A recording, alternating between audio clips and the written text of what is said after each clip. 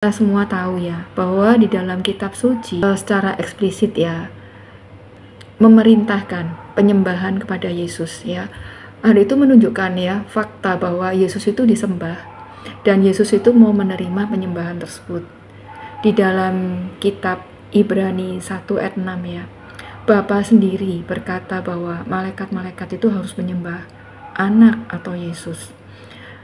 Dikatakan seperti ini Bapak Ibu di dalam Ibrani 1 ayat 6 ya. Dan ketika ia, yaitu Bapa ya, membawa pula anaknya yang sulung ke dunia, ia berkata, semua malaikat Elohim harus menyembah dia.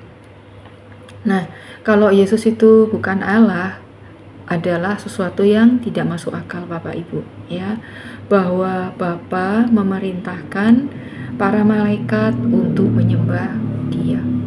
Nah, karena itu merupakan sesuatu yang jelas ya, bertentangan dengan kitab suci jika seandainya Yesus itu bukan Allah, tapi Bapa memerintahkan malaikatnya untuk menyembah dia.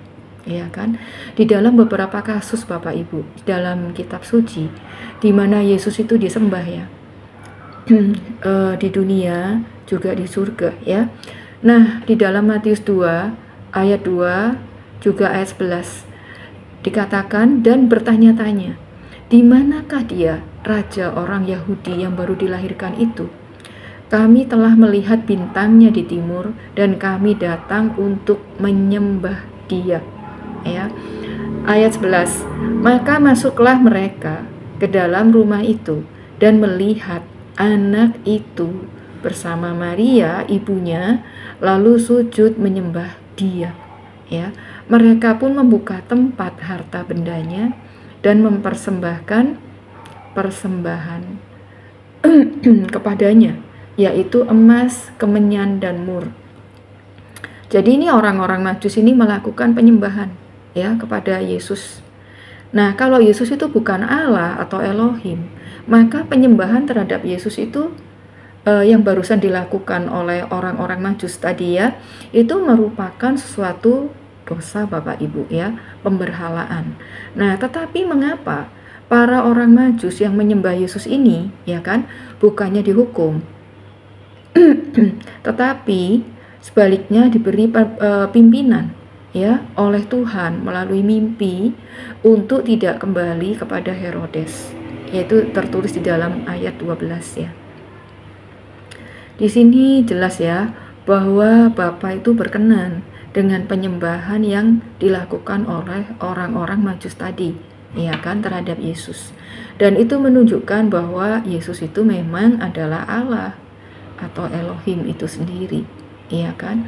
Di dalam Matius 15 ayat 25 dikatakan, tetapi perempuan itu mendekat dan menyembah dia, ya Bapak Ibu. Jadi sambil berkata, Tuhan tolonglah aku. Jadi perempuan tadi itu menyembah Yesus. Di dalam Matius 28 ayat 9 dan 17 ya, bunyinya, tiba-tiba Yesus berjumpa dengan mereka dan berkata, salam bagimu. Mereka mendekatinya dan memeluk kakinya serta menyembahnya. Di dalam Yohanes 9 ayat 38 katanya, aku percaya Tuhan. Lalu ia sujud menyembahnya. Di surga Bapak Ibu, tertulis di dalam Wahyu 5 ayat 8 ya. Di sini Yesus juga disembah. Ketika ia mengambil gulungan kitab itu, tersungkurlah keempat makhluk dan ke-24 tua-tua itu di hadapan anak domba itu. Juga di dalam Wahyu 5 ya, ayat 14 dikatakan, dan keempat makhluk itu berkata, amin. Dan tua-tua itu jatuh, tersungkur dan menyembah.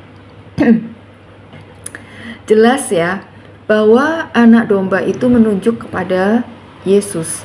Dan karena itu, teks ini ya menunjukkan dengan jelas ya, bahwa Yesus itu dimuliakan, baik di surga maupun di bumi ya Bapak Ibu. Kalau kita membaca ayat-ayat di atas ya, di mana Yesus itu disembah, maka Yesus itu bukannya menegur ya orang-orang yang menyembah dirinya atau menolak penyembahan yang mereka lakukan ya. Tetapi sebaliknya, Yesus itu mau menerima penyembahan, ya kan? Padahal ia sendiri berkata, kalau kita ingat apa yang diajarkan oleh Tuhan Yesus ya, bahwa kita itu hanya boleh menyembah Allah atau Elohim saja. Dan itu tertulis di dalam Matius 4 ayat 10 Bapak Ibu ya. Bunyinya, maka berkatalah Yesus kepadanya, enyahlah iblis, sebab ada tertulis, engkau harus menyembah Tuhan Elohimmu dan hanya kepada Dia sajalah engkau berbakti. Nah, ini yang diajarkan oleh Tuhan Yesus ya.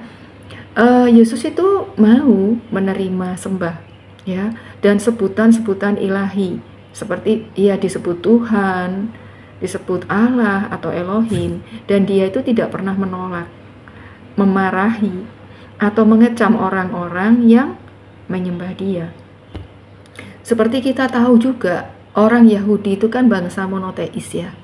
Jika Yesus itu bukan Allah, kenapa Yesus disembah atau sujud menyembah dia? Nah, seperti yang dilakukan oleh para rasul, ya kan?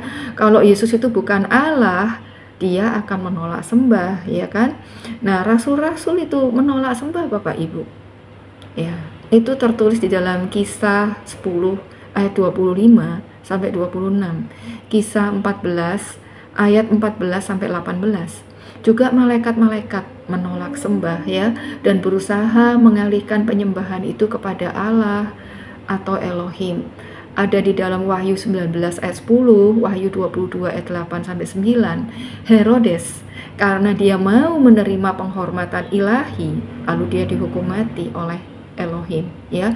Ada di dalam Kisah Para Rasul 12 ayat 20 sampai 23. Karena Yesus itu menerima sembah, maka hanya ada dua pilihan, yaitu satu, dia adalah nabi palsu, yang kedua, dia adalah Allah atau Elohim itu sendiri. Seperti yang kita tahu ya Bapak Ibu, Yesus itu adalah Allah. Dia punya preeksistensi ya, sebelum dia menjelma atau berinkarnasi menjadi manusia, dia itu adalah Allah gitu loh. Dan setelah dia berinkarnasi, hakikatnya dia tadinya hanya Allah.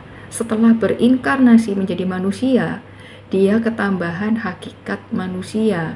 Jadi dia adalah 100% Allah atau Elohim dan 100% manusia ya. Kalau seperti yang orang-orang Islam katakan ya selama ini ya, dia berkata manusia kok dijadikan Tuhan ya.